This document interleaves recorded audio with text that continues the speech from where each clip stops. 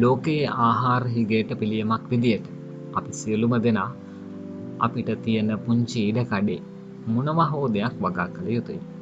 ඒ වගා ක්‍රම ගැන සඳහන් කරත් ලැබෙන කුඩා ඉඩ ප්‍රමාණයක් අනුව වගා කටයුතු කරන්න පුළුවන් නම් ඒ තමයි ඔබ ලබන ජයග්‍රහණය.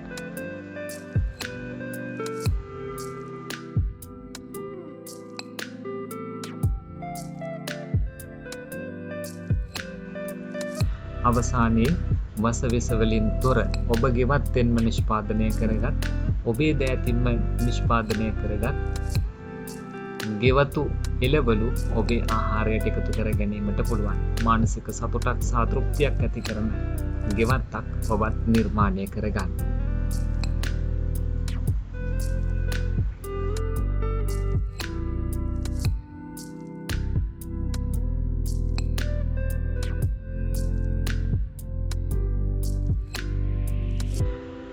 මුලින්ම අපේ සූදානම ඉවත දමන මෙවැනි ප්ලාස්ටික් කෝප්පයක් භාවිතා කරගෙන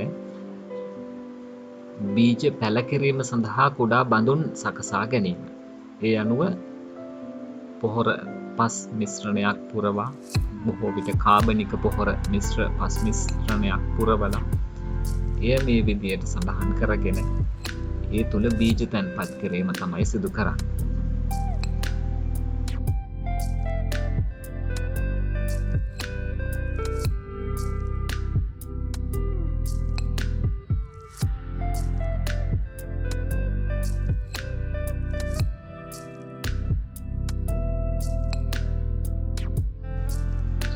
එක බඳුනකට නිරෝගී බීජ 2-3ක් පමණ දමා හොඳින් පස් වලින් ආවරණය කරනවා.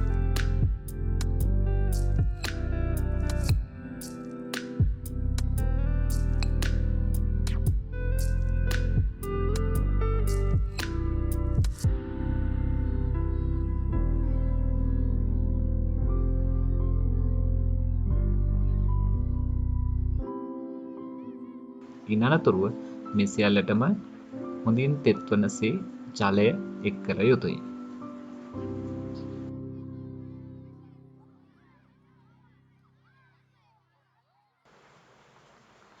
සතියකට විතර පස්සේ අපිට බලා ගන්න පුළුවන් මෙන්න මේ ආකාරයේ පැල රෝපණය වී තිබෙනවා.